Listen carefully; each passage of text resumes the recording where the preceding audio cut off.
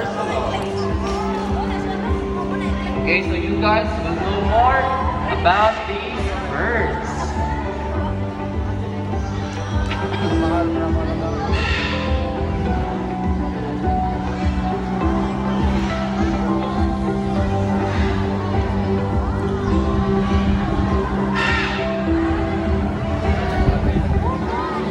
First up on your right is Bandit, and he is a green-winged macaw. As you can see, his body is covered with mostly red plumage. His wing and tail feathers are blue and green.